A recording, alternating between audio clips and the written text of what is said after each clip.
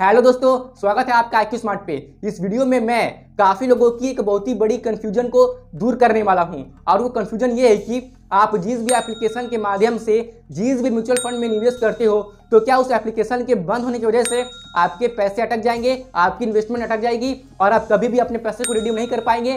तो इसी कन्फ्यूजन को मैं इस वीडियो में दूर करूंगा कि क्या सच में एप्लीकेशन के बंद होने से आपके इन्वेस्टमेंट अटक सकते हैं और आप अपने पैसे को रिडीम क्या नहीं कर पाएंगे। तो ठीक इसी चीज को मैं इस वीडियो में दूर कर दूंगा, इसलिए इस वीडियो को एकदम अंत तक अच्छे से बिना स्किप किए जरूर से देखिएगा ताकि आपको ये चीज अच्छे से समझ में आ जाए और आपके कंफ्यूजन का समाधान हो सके। इसलिए इस शुभ कार्य में देरी क्यों, आइए शुरू करते हैं।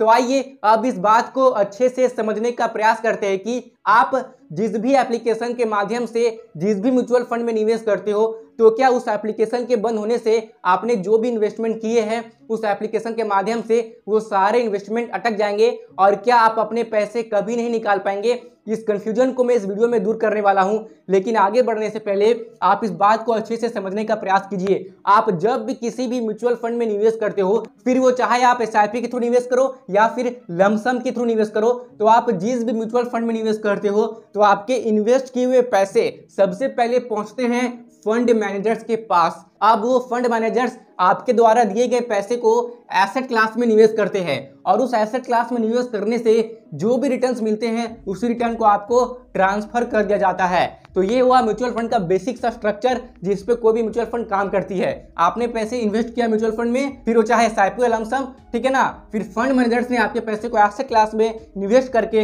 रिटर्न जनरेट किया और रिटर्न आपको दे दी गई। तो अब मान लीजिए कि आप अपनी इन्वेस्टमेंट की जर्नी शुरू करने वाले हो म्यूचुअल फंड में, तो किसी भी म्यूचुअल फंड में इन्वेस्टमेंट करने से पहले सबसे पहले आपको ये ढूंढना होता है कि आपको किस म्यूचुअल फंड में निवेश करना है। तो अच्छे से रिसर्च एंड एनालिसिस करने के बाद आप कोई पर्टिकुलर म्यूचुअल फंड के पास पहुंचते हो और आप ये डिसाइड करते हो कि इस म्यूचुअल फंड में मैं SIP करूंगा या लमसम करूंगा, जो आपकी मर्जी है आप ऐसा करना डिसाइड करते हो।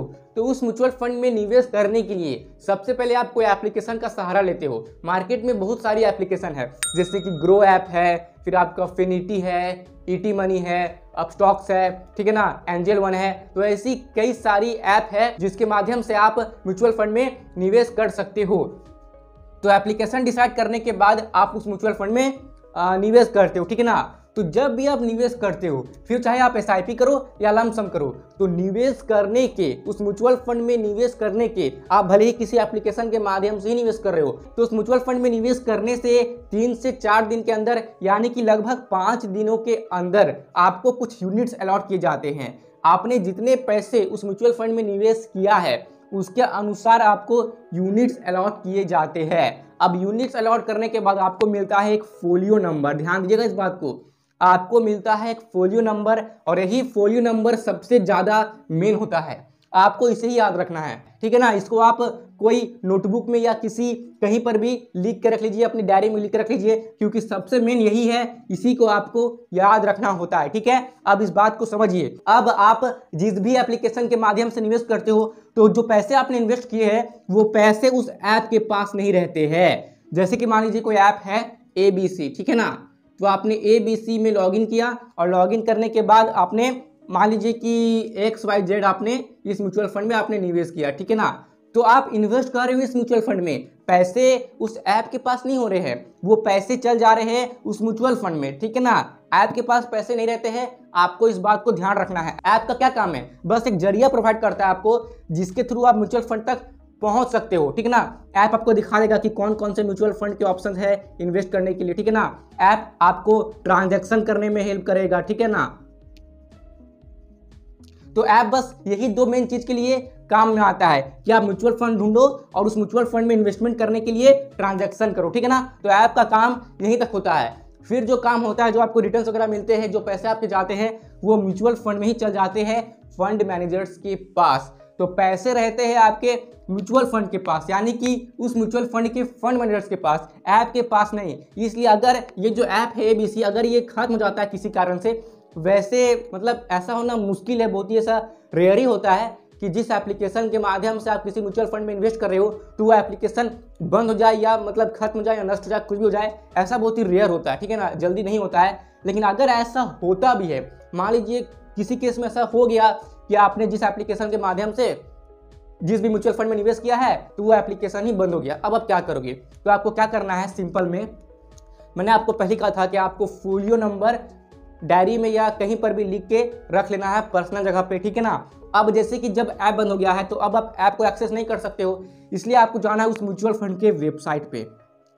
जिस भी म्यूचुअल फंड में आप निवेश कर रहे हो तो उसकी एक वेबसाइट होगी। जैसे कि मान लीजिए कि आप किसी SBI म्यूचुअल फंड में निवेश कर रहे हो तो आपको SBI म्यूचुअल फंड के वेबसाइट पे जाना है, वहाँ पे आपको लॉगिन करना है और वहाँ पे आपको अपना फोलियो नंबर डालना है, बस हो गया, इतना ही करना है।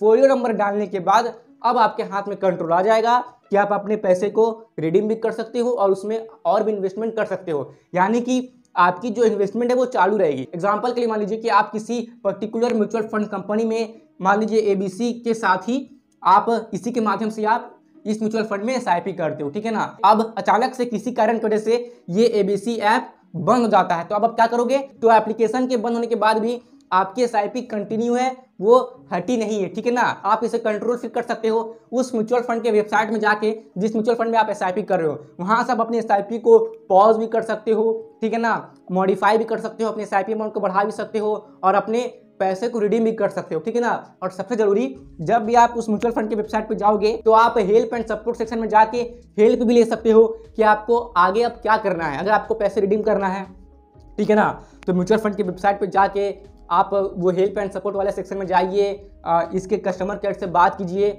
बात करके सारा कंट्रोल आपके हाथ में रहेगा, आपके पैसे कहीं जाने वाले नहीं हैं। तो मैं निष्कर्ष सही दूंगा कि आप किसी भी एप्लीकेशन के माध्यम से जिस भी म्यूचुअल फंड में निवेश करो, अगर वो एप्लीकेशन किसी भी कारणवश बंद हो जाता है तो चिंता करने की कोई बात नहीं है, आपको आपके पैसे मिल जाएंगे, आपके पैसे कहीं नहीं अटकेंगे। बस आपको फोलियो नंबर याद रखना है और फोलियो नंबर याद रखने के बाद आपको उस म्यूचुअल फंड के वेबसाइट पे जाना है जिस म्यूचुअल फंड पे आप निवेश कर रहे हो और वहां जाके आप अपने इन्वेस्टमेंट को रिडीम भी कर सकते हो या अपनी इन्वेस्टमेंट कंटिन्यू रख सकते हो, यह आपकी मर्जी है।